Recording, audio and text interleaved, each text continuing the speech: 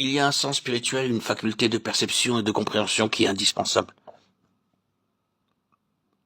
L'homme naturel ne connaît rien à ces choses. L'esprit seul peut les discerner. Or, cette faculté que nous appelons l'intelligence spirituelle, la connaissance spirituelle, ce sens intérieur, qui est une telle bénédiction une fois acquis, doivent être développés. Et c'est ce développement qui donnera à notre connaissance personnelle de Christ un caractère d'intimité qu'elle n'aurait pas autrement. Chaque expérience sur ce chemin nous plonge dans un abîme nouveau qui est chaque fois un peu plus profond et qui nous oblige chaque fois au même aveu d'impuissance. N'ayant pas en nous-mêmes les ressources qui sont nécessaires pour triompher de la situation, nous apprenons dans la détresse que Christ a justement ce qui nous manque. Nous le prenons de sa main, et c'est ainsi que chaque extrémité est pour nous une occasion de croissance, de par la nécessité où nous sommes de recevoir de Christ quelque chose de plus. Cette discipline, ce divin exercice peut produire deux choses, la croissance ou l'endurcissement.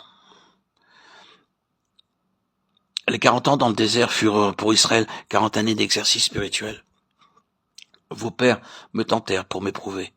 Dieu avait son peuple sous discipline pendant ce temps-là. Régime excellent pour la formation spirituelle d'un peuple enfant. C'est de propos délibérés que Dieu les jeta de temps à autre dans des extrémités telles qu'aucune ressource humaine ne pouvait sauver la situation. Et pourquoi agit-il ainsi? Parce qu'alors tout devait venir de lui, et que c'était chaque fois pour eux une occasion nouvelle de découvrir le Seigneur. En tranchant ainsi lui-même des situations que les hommes étaient incapables de résoudre. Dieu se faisait une place d'autant plus grande dans la vie de son peuple. Pour eux, malheureusement, tout ce qui était conçu pour leur développement ne fit que les endurcir. Leur attitude envers Dieu pouvait se résumer comme suit. Ces difficultés prouvent que tu es cruel, dur, tu prétends que c'est une pensée d'amour qui t'inspire. Mais ce qui nous arrive établit clairement qu'il n'en est rien, et que c'est le contraire qui est vrai. Ainsi leurs cœurs s'endurcissent, alors que cette discipline salutaire n'avait d'autre but que de les mettre à l'épreuve. Il en est de même pour nous. Il faut faire preuve de capacité si l'on veut prétendre à de l'avancement. Or, nous pouvons réagir de deux façons quand Dieu nous fait passer par le creuset. Nous pouvons lui en faire grief, laisser nos cœurs s'aigrir, s'endurcir, et exhaler leur amertume en traitant de cruelle la manière dont ils nous traitent.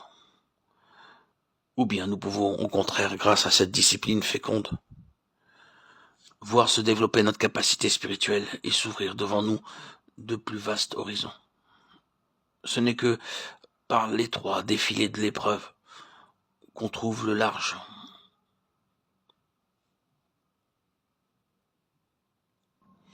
Pour tenir le monde sous son sceptre, dans l'économie future, Dieu aura besoin d'instruments intelligents et bien préparés spirituellement. C'est par ce chemin-là qu'il faut passer si nous voulons en être.